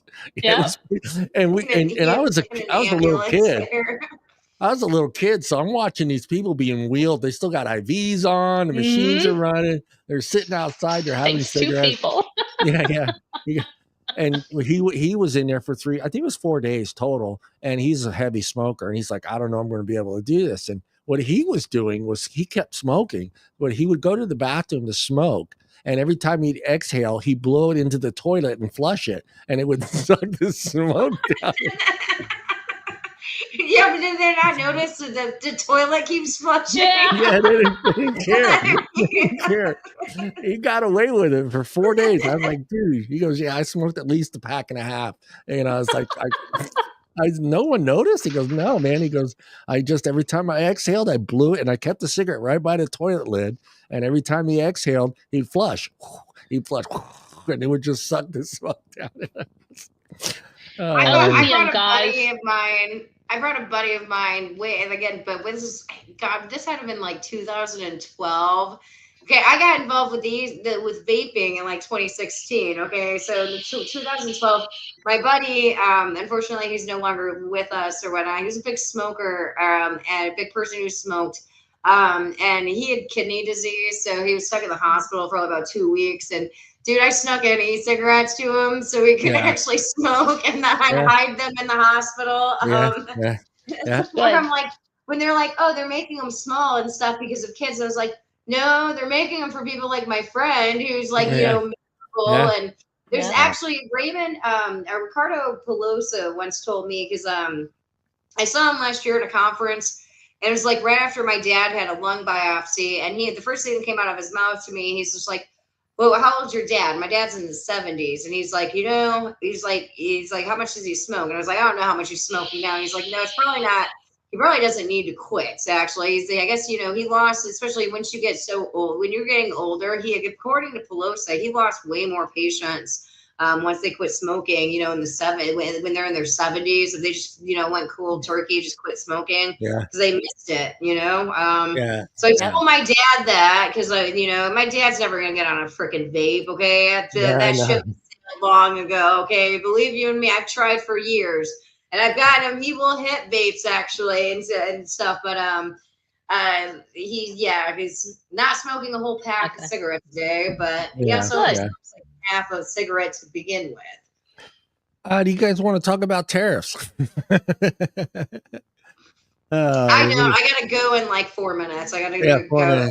You want to throw your opinion out on the tariffs for vapors? They need 10%. I think I just say the tariffs are bullshit. Okay, I mean, I'm sorry. The last time y'all remember how prices went up during COVID and how they just kind of never went down even though the pandemic is gone. Welcome to what happens with tariffs. Okay, you get a temporary price increase by like a non-real thing happening. You really think that the corporations are actually going to lower that once they realize that you were already willing to pay for it once it wasn't an increased cost? So, but the tariffs have been a problem. If you go look at, if anybody ever gets bored, go check out the aluminum tariffs and beer smelters and how you're seeing, companies are double dipping on them and everything. And it's all, tariffs are taxes. It's kind of like the MSA. When the state AGs thought that they were doing something over on the tobacco companies don't pay those MSA payments. People who smoke do, and who buy those cigarettes. Yeah. Well, perfect example is what's going on in Australia. You keep raising the price, they keep buying them. You want something, you're going to buy. You're going to find a way to, and sadly, it affects you financially because, do you buy a loaf of bread or do you buy a pack of cigarettes? It's like, didn't Trump campaign on like, inflation under Biden was so bad and the cost of living and all that one. And like, honestly, this Doge, they have not eliminated that much waste. And actually, if you want to start eliminating shit in our federal budget, address Social Security. Like that just needs to be addressed. Sorry, I'm a millennial. I've been sitting here saying for years to, go Logan's Run style with all of this. COVID was supposed to kind of solve that and didn't because we did all the lockdowns and everything. But we do have an aging population that has increased Gen Xers and what it. It's just 65 plus. I have to go through the numbers. When I do my 50 state analysis, so I can get some of these numbers, I have to actually kind of cross-reference them with just the basic population numbers. And it is scary to actually see how much 65 plus has actually grown. They rate with it. So CDC breaks it down 18-24, 25-34, 35-44, 45-54, 55-65, and then it's 65 plus. 65 plus in all of those brackets, that is the largest one. If you're going to go the baby boomers. That's the baby boomers, and it's the following generation after that too. That was the first like 10 years of the next generation. a lot. And then, yeah, we just haven't been able to, I mean, I'm 36 years old. I don't have any children. I don't even plan on having any children. You know, I'm not going to be able to replenish whatever, you know, and I'm like the second. My parents actually did pretty good. I guess, you know, my parents are baby boomers. Dad was born in 50, mom was born in 55. Can't get more baby boomer than that one. But how old are your parents? How old are your parents? Dad, so 1950. So what? He's going to be 75 this year. Oh, yeah, okay, yeah, he is a boomer. Yeah, mom's gonna be what? Mom's gonna be 69 this year. 69, woohoo! Sorry, I probably should have done that. I hope to reach that number. No, I'm kidding. Yeah, it's such a great number, you know. Yeah. Can I just stop there at 69? But my parents were married before they got married to each other. And so I've got, you know, my dad adopted a kid too in his first marriage. And that guy's 20, so I'm 36. So he's 56.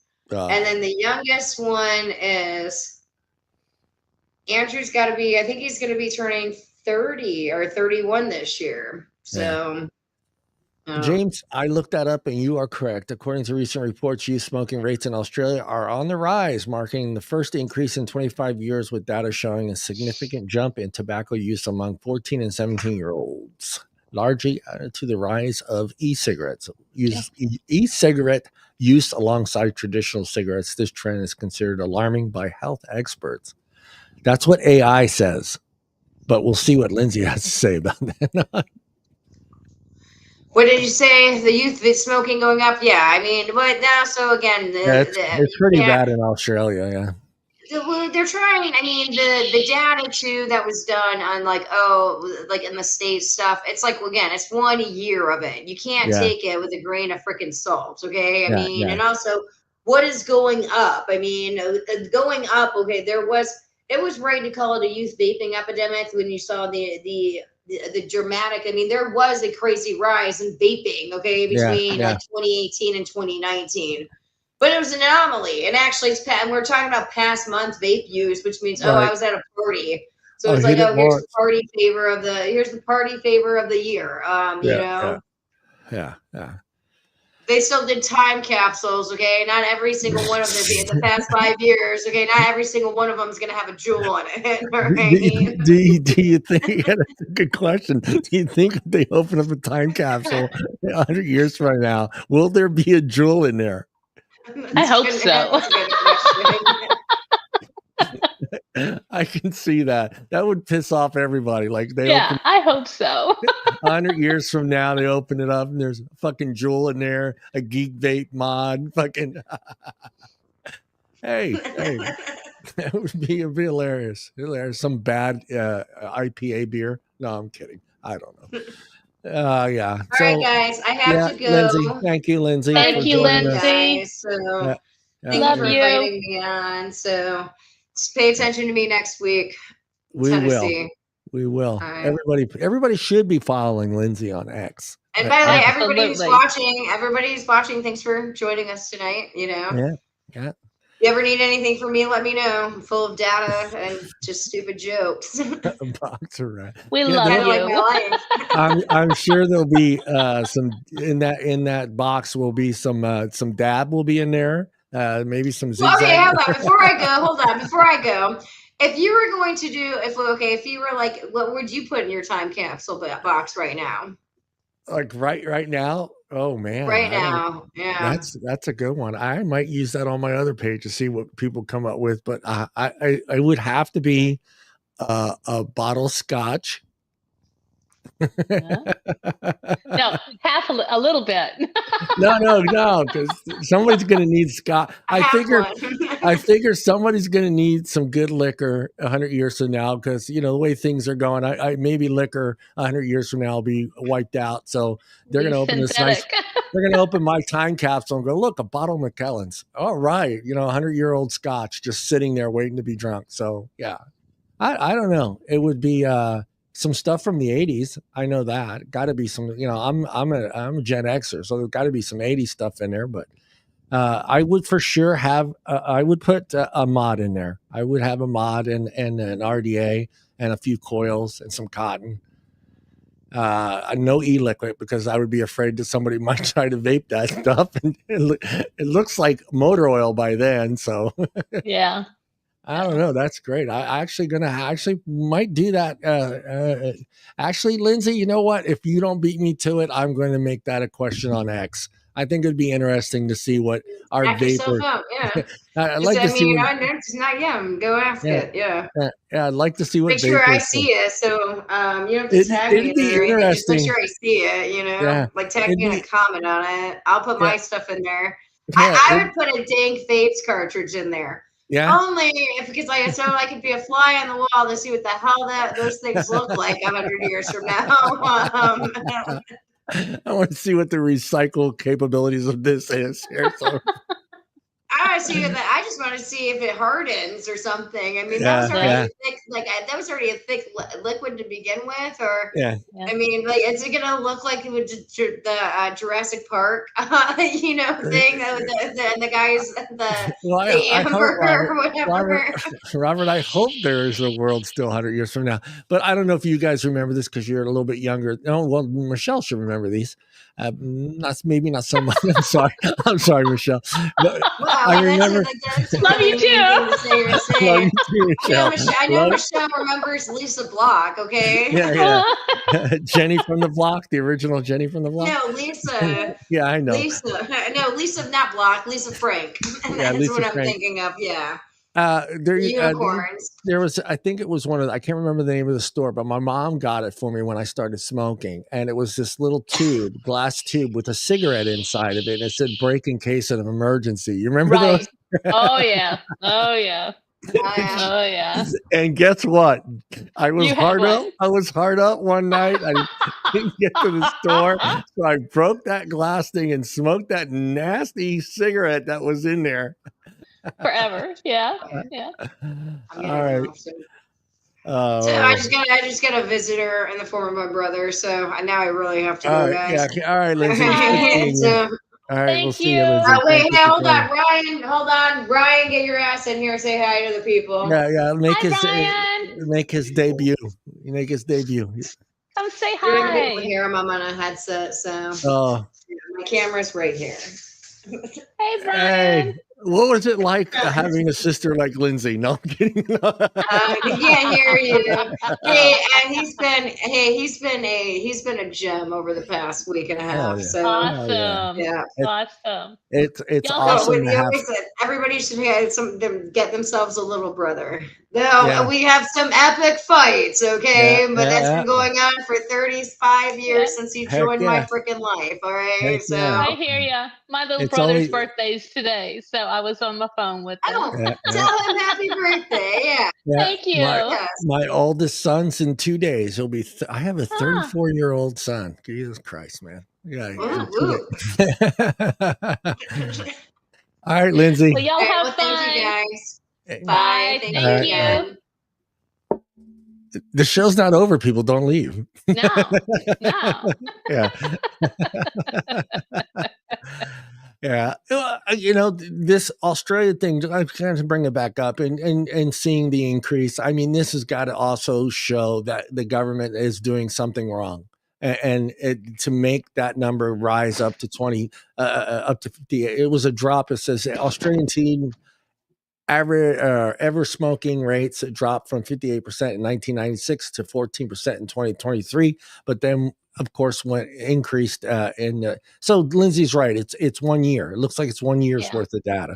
So I don't know if that has any what's the term, bite to it, what it's going to be like next year, but the way things are going there and the restrictions that they have on vape and how you go about getting vape is only going to make that number increase. And it's going to keep increasing, not just in the youth, but also adults, because adults that are going to, or that had an opportunity to buy vaping and can't get it now are going to go back to smoking cigarettes. And that's exactly the sad thing. That's the sad thing. And the government's not going to care because for the simple fact, they're going to still continue to make money, right, Michelle? They're still going to make money because absolutely. the increase of a pack of cigarettes, they keep increasing a pack of cigarettes like it's eventually going to maybe eventually is going to make the buyer go, oh my God, again, do I buy a loaf of bread or do I buy a pack of cigarettes? And unfortunately, people are choosing the cigarettes over the loaf of bread, and you can't keep having those numbers. And then what makes it worse is what we always talk about, the black market. How do you stop the black market? You keep increasing the price of a pack of cigarettes and make it that more difficult to get vape, e-liquid or devices. Well, guess what? You created a black market. Now you have no control of. You don't know what's in that products. You don't know where those cigarettes are coming from.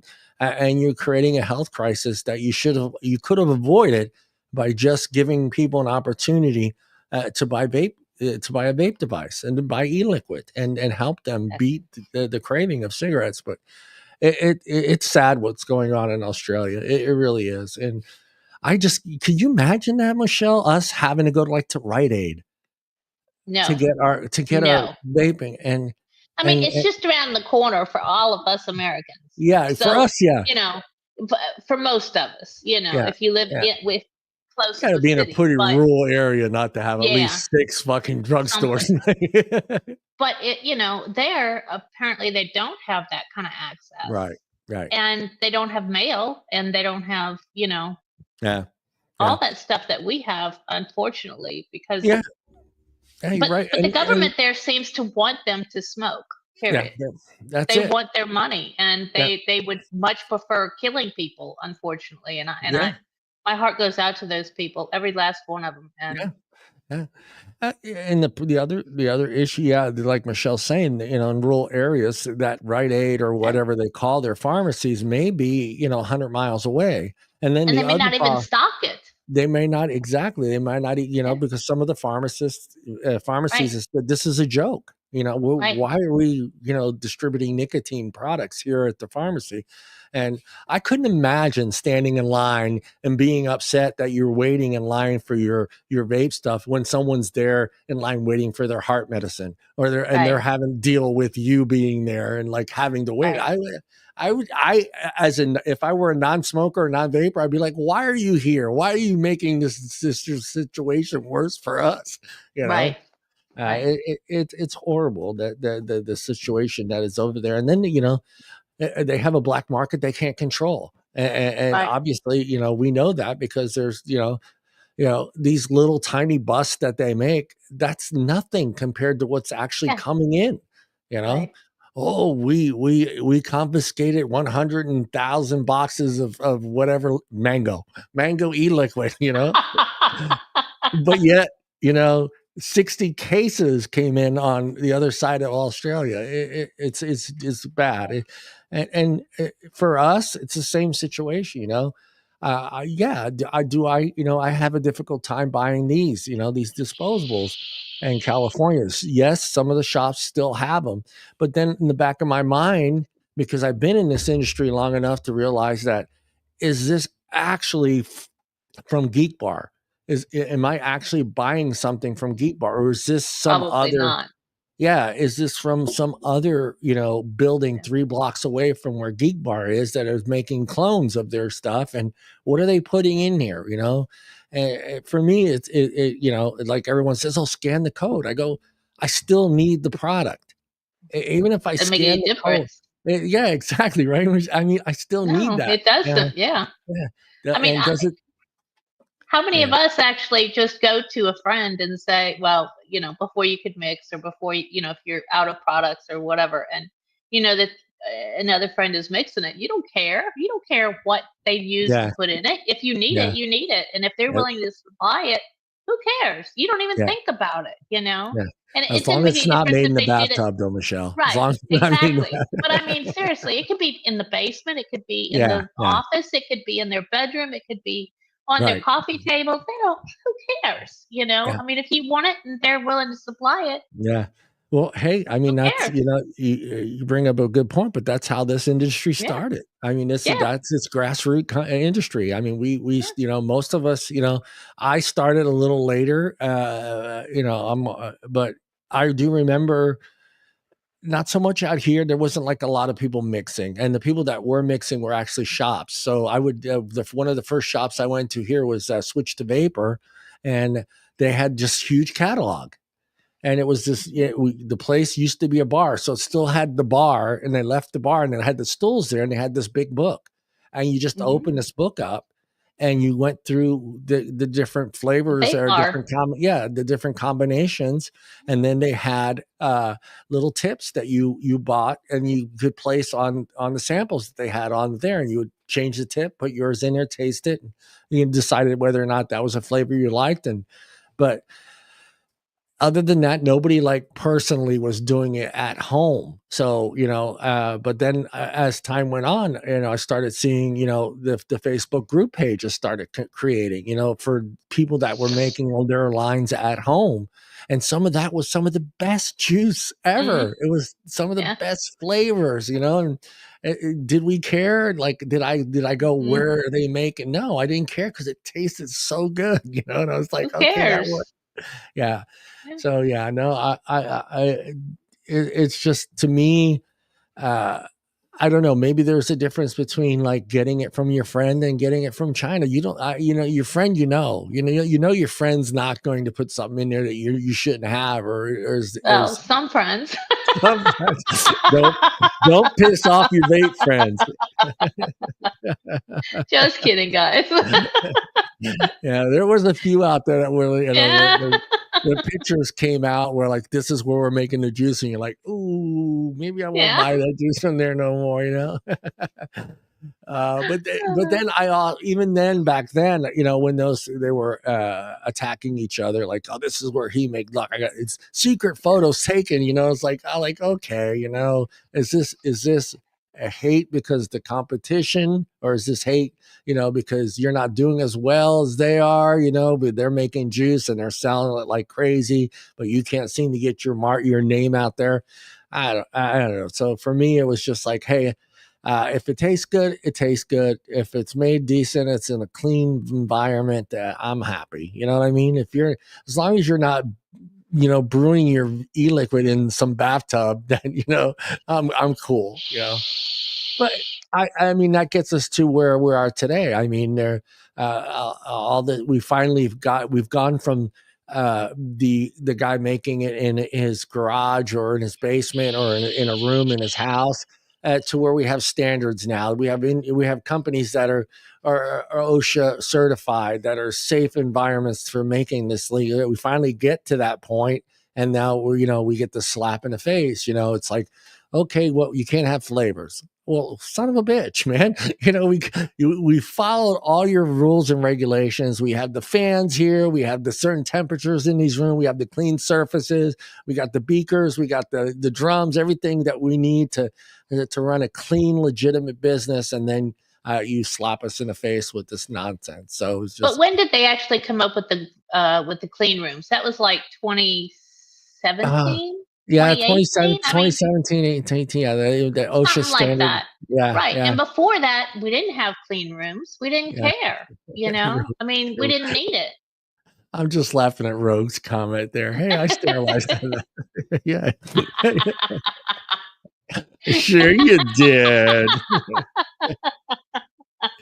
Good for you, Rob. Yeah. What's that yellow stain there? No. No. 8 years now. Getting a bit tired of the whole misinformation thing. I must say, we all are. We all are. Yeah, I mean, just like this, just like this article. It's just like, who's this doctor? Who is this guy? Why did they choose this nonsense report or review of vaping and throw it out there? But yet, when we have science and when we throw our stuff out there, it's junk medicine, it's bullshit, it's witchcraft, it's all this other nonsense stuff.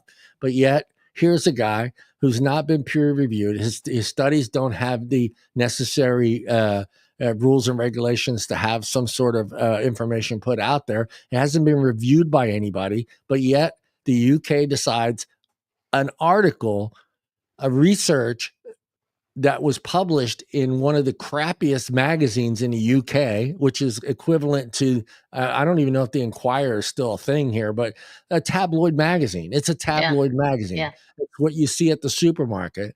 And to run with this guy's research and put it out there and cause complete chaos, it's just absurd. It's absurd. That's Pave.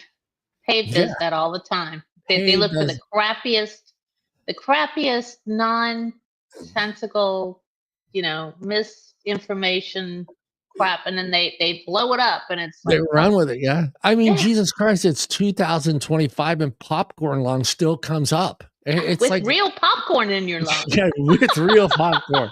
I hope that's butter flavor, because I like butter flavored popcorn. I hope that's what's growing inside my stomach. So yeah, I mean, such nonsense. It's so childish.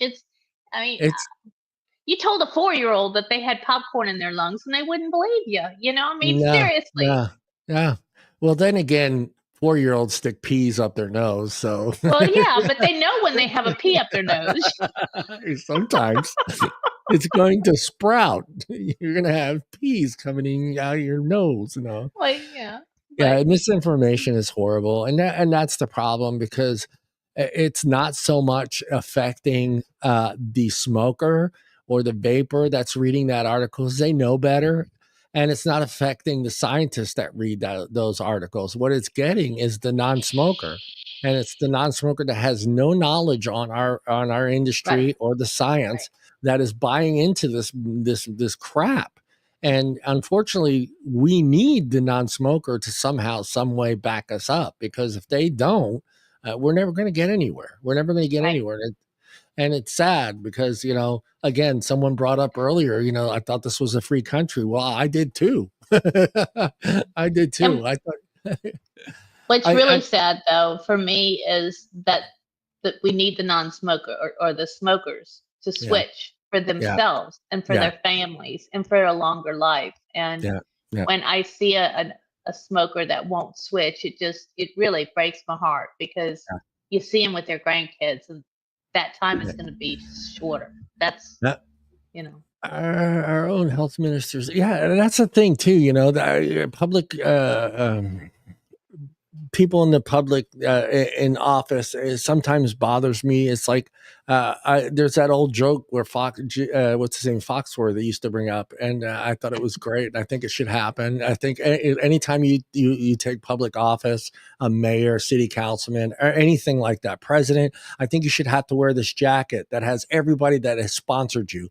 So just like NASCAR. So, hey, big tobacco sticker here, big pharma sticker here, it would be great. Just full disclosure. I want to know everybody that's helped you get to where you've been and who you owe, because they need to wear it all the time. All the time. All the time.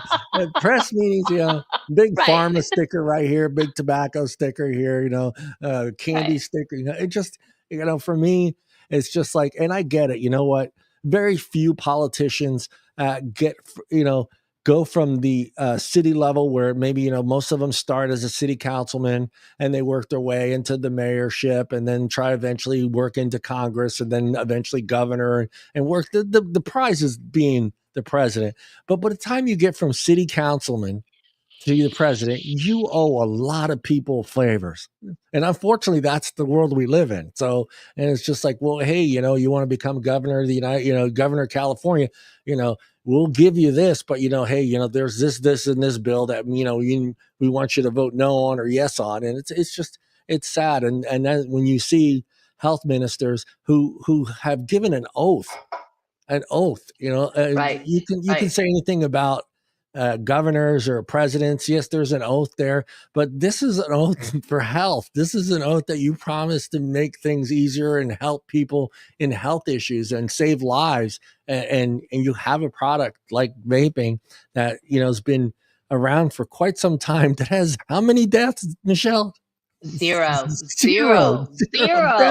None.